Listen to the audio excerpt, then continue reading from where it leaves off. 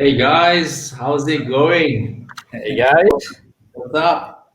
What's up? Welcome to the lockdown edition of Ask Project A. Let me just get the screen sorted. All right, there we go. Thanks everyone for tuning in. As you guys might know, we just entered our second lockdown here in Malaysia, Kuala Lumpur. That is why you see Geo me and the rest 2.0. of the Yeah. are tuning in from home. But basically, we're gonna do our best to keep you guys entertained. We haven't missed a week yet. This is week 7, and I don't think we're gonna stop missing just yet. Michael, what are you doing? Playing with your lights? Are I'm you trying to setting figure the out mood? what's the best light here. Are you setting the mood? So Setting the how mood here. Oh today is my what god. day 3, right? Day 3 of lockdown. No, day Hmm? two. Day Day two. two. Yeah, Thursday, yeah. 3 days. Yesterday was the first day, yeah. Yeah. So how has it been so far? Boring. Freaking. Well, guys, those of you watching at home, this is a show where every week we come on basically normally it's from the HQ, but now we're at home. Basically, we go live and we basically reply and answer all your most frequently asked questions. We've selected some questions as every week where we'll be getting into discussing it with the boys.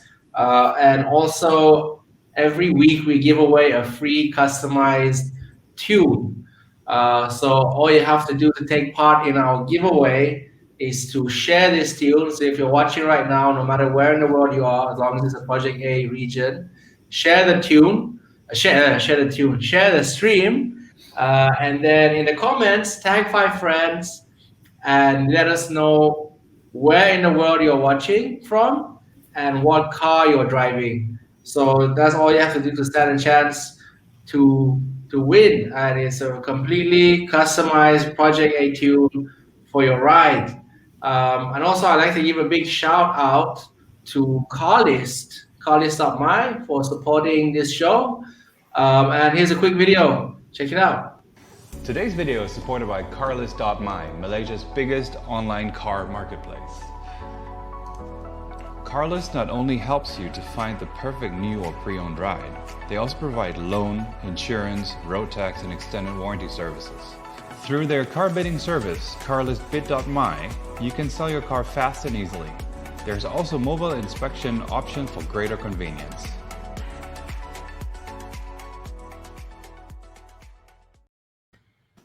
There you have it. A big shout out to Carlis. Michael, you look mighty handsome in that video. I'm like, it's the first time that I really listened to it. It sounds so weird hearing myself making Doesn't like sound an like ad. you at all, man. Doesn't sound like you, right? Ah, no, he's not that serious in real life. Guys, let us know how Michael sounds in the comments. If you're watching, let us know in the comments. Don't do that. Don't do Thumbs up that. or thumbs down. I don't like my light here. And also, every one of you watching at home, let us know where you're tuning in from. Like, where in the world you're watching. Are you guys currently locked up, or is it life as normal? Let us know in the comments. We'd love to hear from you. So I think let's just go straight into the questions, man. Sure. The first question we've selected for this week Mhm. is there a trade-off between performance and engine parts lifespan? So basically, they're asking if you tune your car and you gain performance, does that negatively affect your engine parts lifespan? Who wants to take this one? Yeah, it depends. It depends on how far you're taking the modification. For normal stage one, stage two, the only thing you have to take account for, or basically you need to take care of, is your routine maintenance, right? So if you, of course, if you increase the power way beyond like perhaps a stage three and above, probably you would decrease the lifespan by a bit. That's why we recommend building the engine. If it goes beyond certain borders, then we recommend building the engine, or let's say we make it mandatory. So we won't actually do it unless the components are reinforced. But in general, there is ways you can tune for the last bit of horsepower. You can try to max it out. Maxing it out probably goes beyond the threshold where it's safe and healthy. That's what we don't do. So we try to maintain, like, say you bought the car, how do you say it should be like you bought the car with a bigger engine, right? It should feel like it came like this from factory, and it should not be any compromise. There should not be any compromise when it comes to daily drivability, to service intervals, and all this and that. We don't want to make a race car out of your car. We want to make sure that you can drive it and maintain it just the way it was before. So Just we do have driving your pleasure. Your Passat has 150, 160,000 kilometers. 180. 180, and it's the same engine, and this engine has already produced 350 wheel horsepower with a turbo. It was a bit too big, so we went for a little smaller because the gearbox couldn't handle it, but it's still running and it's still fine. So it doesn't really imply the moment you tune it that the car will not last as long. Yeah, it also depends on the driving style of the driver, and there are a lot of other small or important mods that we have to take in account for, like perhaps a better cooling system, upgraded radiator, oil cooler, and stuff like that, that would actually prolong the lifespan of the engine. I see. Okay, so in a nutshell, no, it doesn't really negatively affect the For lifespan. station safety, no. Yeah. Yeah, but if you take it further, yeah, of course, there will be consequences, but there are ways that we can overcome that, strengthen the engine, of course, one thing. And also, like I said just now, the cooling system has to be done well as well. Yeah. Got you. Okay, thanks guys for the answer. Just looking at people who tuned in. Amir is watching. Hey Amir, Calvin, Robin, Wilson, Calvin, Lam. Guys, thanks for tuning in. Ashwin, share the video. JC is watching. We're giving away a free tune, guys. So share the video, tag your friends, and let us know where you're watching from and what car you're driving. Reza just tuned in. Hey, how's it going, Reza? How's lockdown day 2? All right, guys. So let's move on to the next question. Guys, by the way, those of you watching at home, do send in your questions in the comments, and we'll try to answer those as well. So don't feel shy. Let's make the comment section happening. Drop your comments or drop your questions, and let us know. Let us know what you're up to and what you'd like to know. Yeah, I think we can answer. Shin Chong actually asked. Let me find where's the message. Oh shit. Can you find Shin's comment? Okay, may I know that how does a tuner know the vehicle is on maximum performance? Does it mean the tuner have to also fully understand the vehicle part capacity before pushing its limit? Basically, how do you know you've reached the maximum capacity? Thanks for my question, Gene. For one, it's experience. That entails, for example, there were situations such as B48 engines with a hybrid connection, with a connector with a hybrid drive, where you basically can unleash a hell load of torque onto the engine, which we realized that it couldn't take. So I would say there's no good tuner out there who has not had screw ups. It's like, it's really experience that you make over the years that you work in this field, and sometimes it doesn't go well. That's true. So, but in the end, number one, it's experience that you make. Number two, it is very thorough logging. So basically, you log real life engine data, figure out what's going on inside the engine. Do we face retardation? Do we get enough fuel? Do we get enough air? Are we running with fair temperatures? Are we not running too hot? And then, of course, you do the same thing on dyno to see how everything goes, if everything is smooth. And that ensures as much safety as possible. And then you have manufacturer respective features. Say BMW engines, they can mostly handle quite well. Yeah.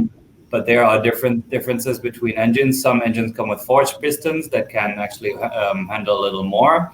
Some engines of a lower spec come with just normal pistons, not forged pistons. There you got to be careful. So over the years, we have sort of adapted a philosophy of not using too much boost. Boost is really that what generates torque and heat. But going more with proper fuel and ignition timing to make for a more linear power development. So yeah, I think that is. Does that answer the question, Josh? Yeah. Yeah. Sheen, Sheen also said that's a good reply. I guess we answered the question. Michael, what's Okay. that behind you? I think a lot of people were distracted by your. My cats are running around here. You want to introduce them to the viewers at home? Yeah, well, there's two of them. I bet you guys didn't know Michael's a cat guy. Yeah, normally I work on DCAT too much. Where are they?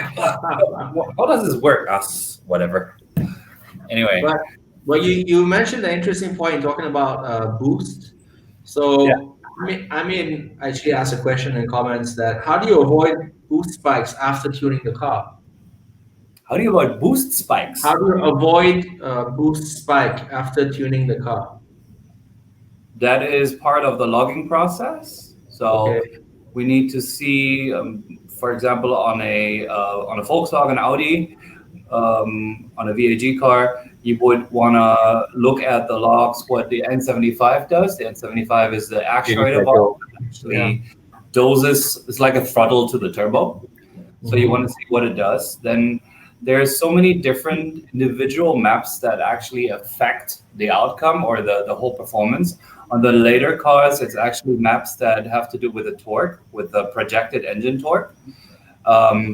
In many cases, if, for example, there's an automatic gearbox involved, you basically fake the values to the gearbox because normally the gearbox would say, stop, you're making too much torque. I'm not accepting it, and it will reduce your power. So in order to make more power, you falsify the value that goes to the TCU, and that also affects the boost generation or the boost graph.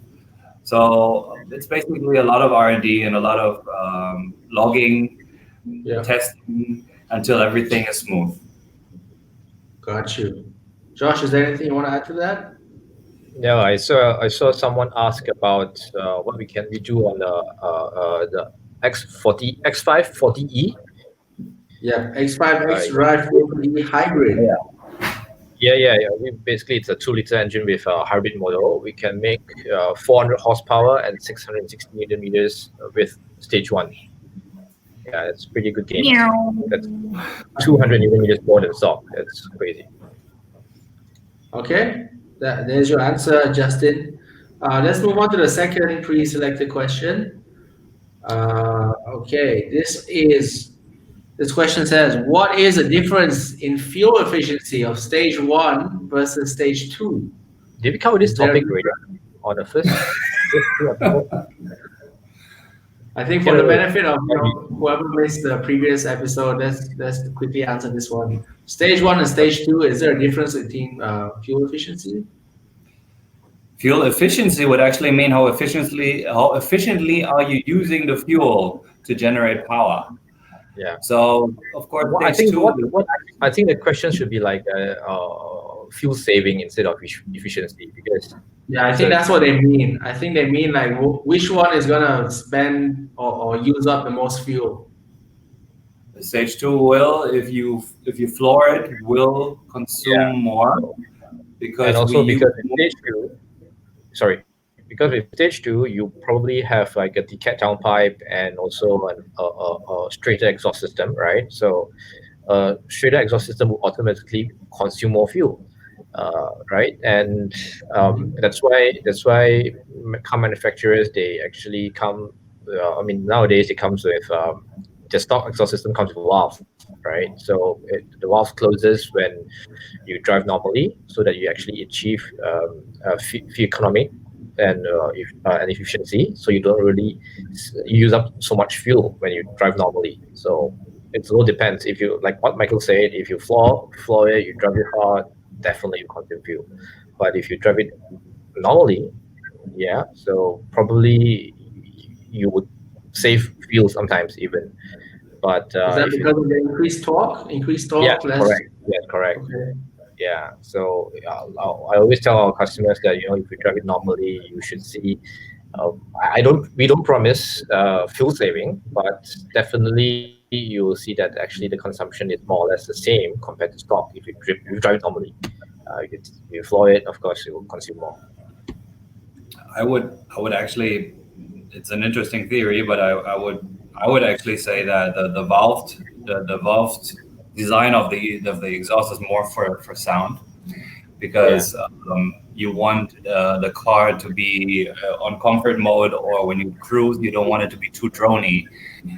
Droniness is the biggest problem that happens if you work with free flowing exhaust systems. What you do, the side effect of actually making your exhaust flow too much is that you lose torque.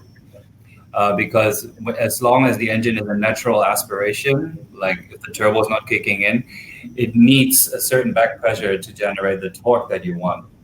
So it feels like a little bit empty before the turbo comes. But when the turbo spools and the turbo runs, it actually is beneficial to it, because it is less resistance. The turbo can spool better.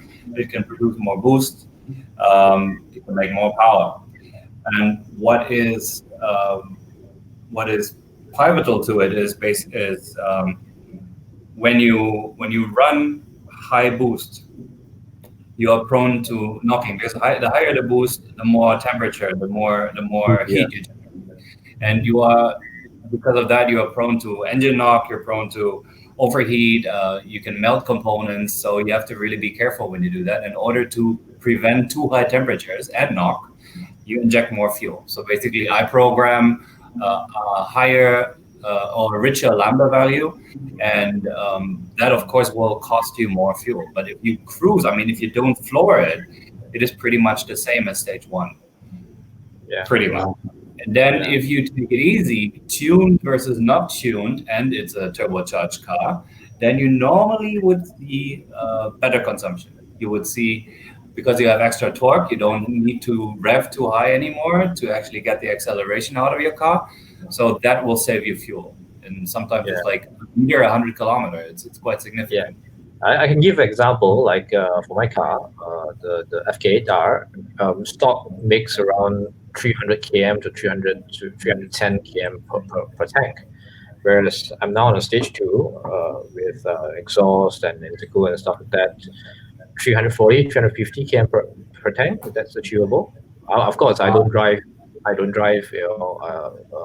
I don't floor it all the time.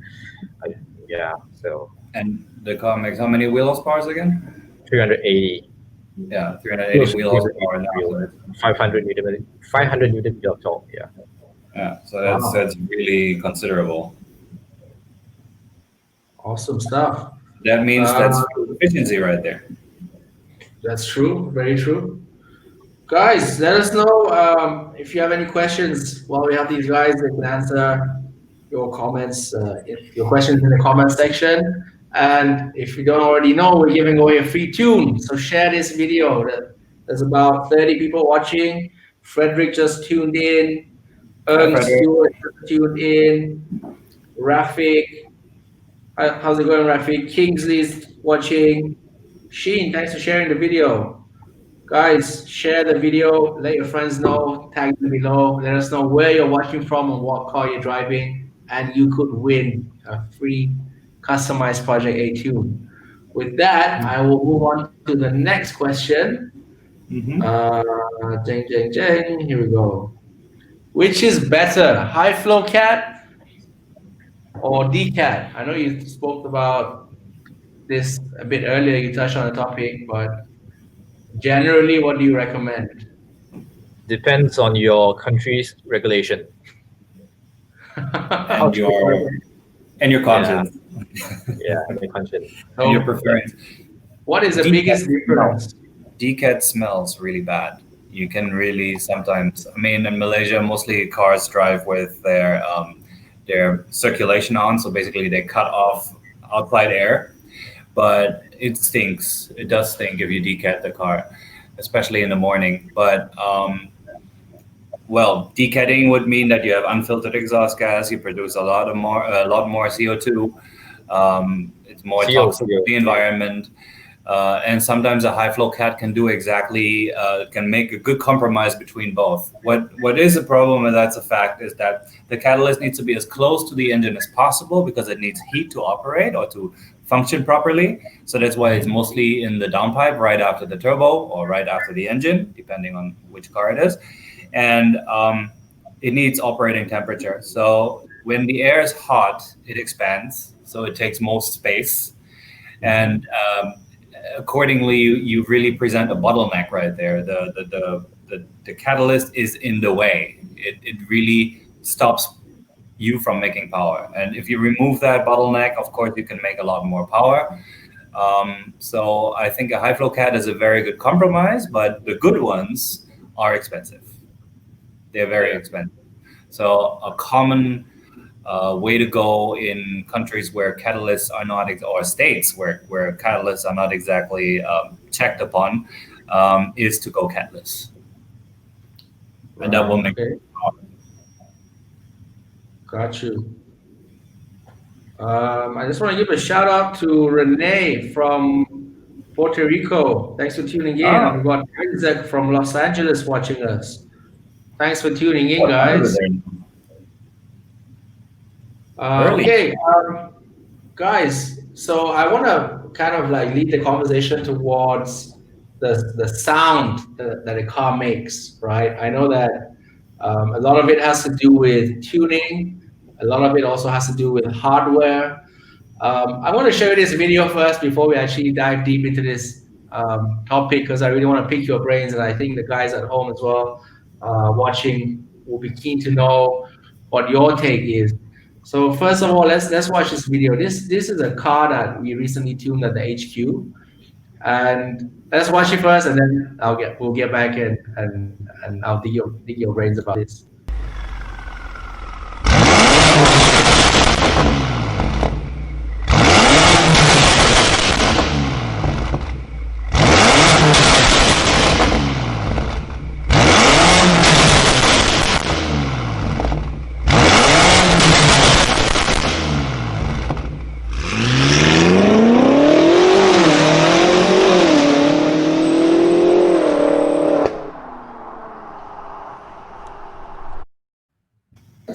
Right. So tell us what was happening in that video. What is that? Was that a microphone that was picking up the? I can tell you what happened. My desk was shaking. It was upstairs. I remember that. My desk was shaking. Yeah. So why the hell was that car so loud? What did you guys do to it? Well, it comes with a big engine for starter. Okay, Also, first of we all, tell did- us what car it was for the dummies like me. yeah, it's the newest M5, the F90 M5 competition. Stock Okay. around 620 horsepower, 750 Newton meters. We make with stage 2 exhaust upgrade as well as a drop-in air filter. We should see around 700 horsepower and 870 plus Newton meters. More. So yeah, pops and bangs. It's already programmed stock. It has pops and bangs already. Okay. So what we did is that we upgraded the exhaust system with IPs. It's not a cheap system. It looks good and sounds good, but it's very loud. Yeah. Yeah. Super loud. It is valves though. So when the valves are open, like just now, we measured the decibels. So it was 120 Sound over pressure. decibel. So a starting fighter jet is 120 decibel, something like that. A starting jet with 100 decibel. So So this you car can is louder than a fighter jet. yeah, it was pretty loud. So I would say that this car is so loud because of the hardware, but you married it to the right software optimizations to get this result, right? No. No? It is just hardware. That what you heard there was just hardware. The Just moment hardware. Okay. in software, you can program the pops and bangs, and of course the explosions are loud. So that's how a software could affect it. But in general, not during idle. When you drive, if you increase boost, there's more gas mass being forced through the exhaust line. That will sound differently. So that will definitely make a different sound. So when we tune a car, and if it's turbocharged or in general forced induction, then you will get a little bit of a different exhaust note. Okay. And Josh, from your Yeah. experience, Yeah. what is people's preferences? Do people want the cars to be louder, or they prefer it to be more quiet? Okay, this is a very like I think we covered this in the previous video. It's very subjective, right? So some like it loud, some like it quiet, like a sleeper car. But this particular customer, he wants loud, so he goes for a full set IP exhaust.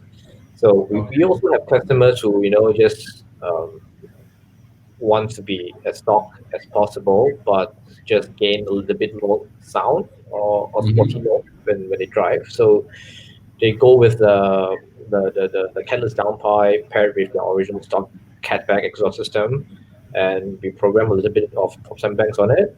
Yeah, so it's very subjective, and different brand of exhaust system actually produces different kind of sound because of the choice of material, and it's very not easy to actually recommend or to tell the customer, oh, this sounds great, or this doesn't, because it's very subjective. So I have a Miltech system on my car, so not everybody likes that kind of sound, but generally it sounds sporty, but different materials give different sounds. Okay, let me play another video. Tell me if this is hardware, software, or both. Sure. Okay.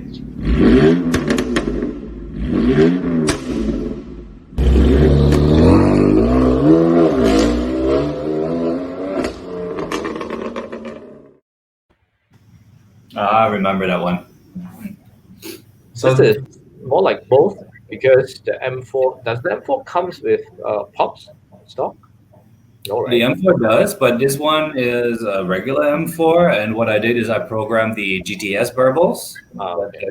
So those burbling sound that we heard, that is added. Yeah, it's more of a burble rather than a bang, bang, bang. So I think it's a little more decent. And then it sounds like a popcorn machine every time I hear it. It's like, yeah. Well, some people really like it that way, and some people. it's pretty cool, especially like when because it kicks in after a certain RPM, right? It does. Yes, and well, it depends on your preference. If the customer wants, for example, in California, where the cops would stop you for this, the customer wanted switchable. In a modern car, you have different modes: sport mode, comfort mode. So it is actually you can turn it off. Or if it's an older car where you can turn it off, we set it in the high RPM. So basically, when you drive normally, when you cruise through the city and go below 3,000 RPM, nothing happens. But if you kick it and provoke it, then you will hear it. Okay, interesting you mentioned that, because someone's asking, can pops and bangs be switched off in the MK7 GTI? Yes. Okay, so even like cars like MK7, you have the option of turning it on and off. Yeah, it can be programmed into sport mode. Yeah, like the Mark 7R that we did 2 days ago. Yeah, it has. I think Michael programmed a little bit of burbles on sport mode, and comfort mode is nothing. Yeah, so for the Mark 7 MQB platform, we could actually do that. Sport mode, pops, comfort, none. Right. Yes, sir. Okay, I got one last one. This one's one of my favorites. Have a look, guys.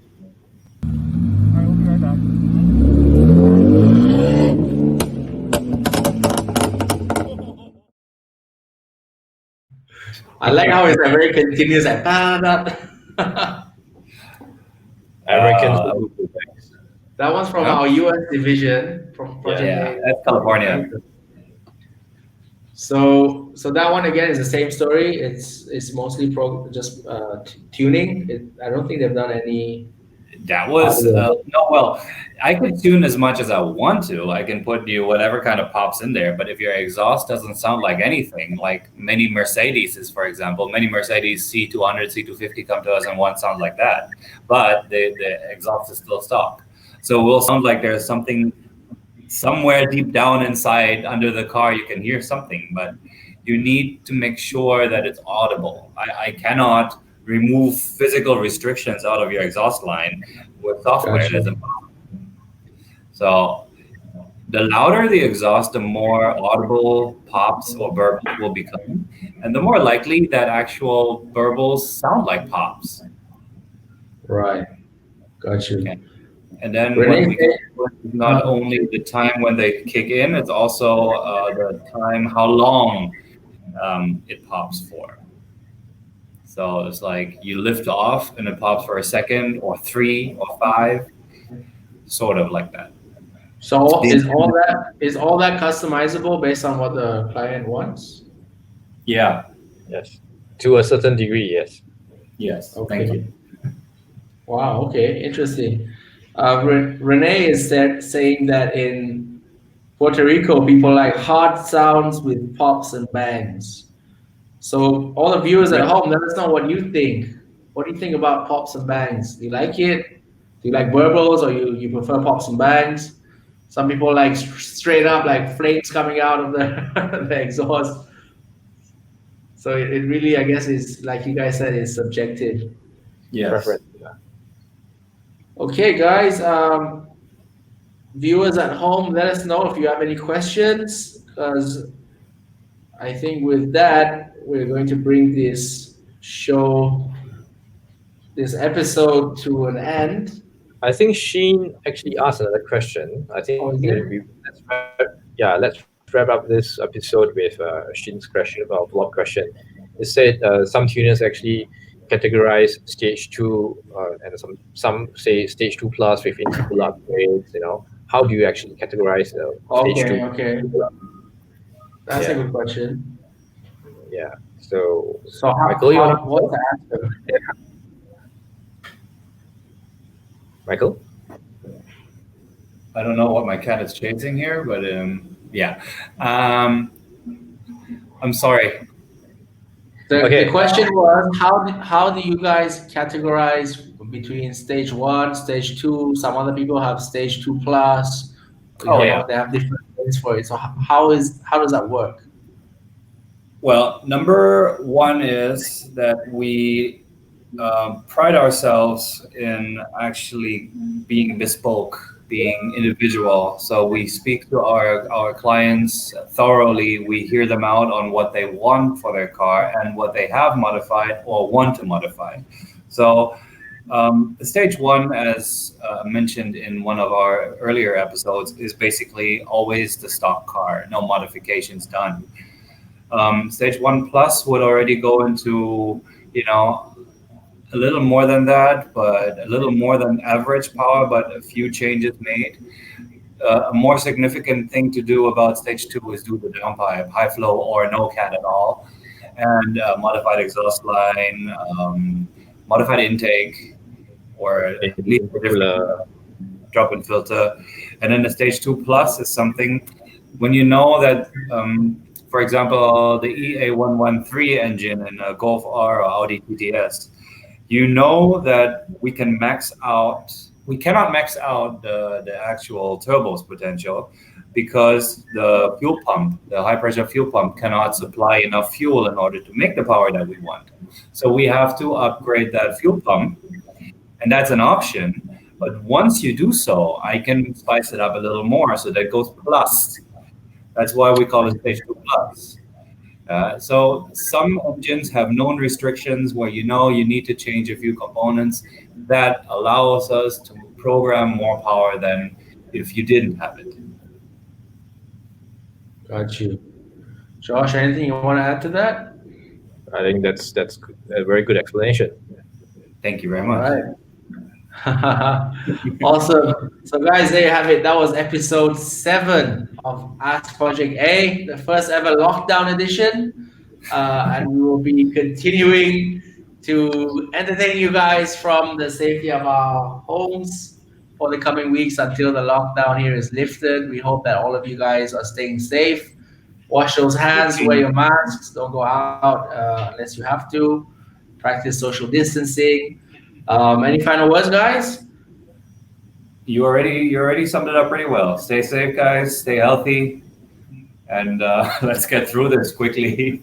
Yes, can't wait to go out. Yeah. Get Yeah, back to work. Yeah. absolutely. All right, everybody. See you guys same time, same place next week on Thank you. Ask Project Bye. A. Bye, Cheers. guys. Bye. Miss you, Reza. Miss you, Josh.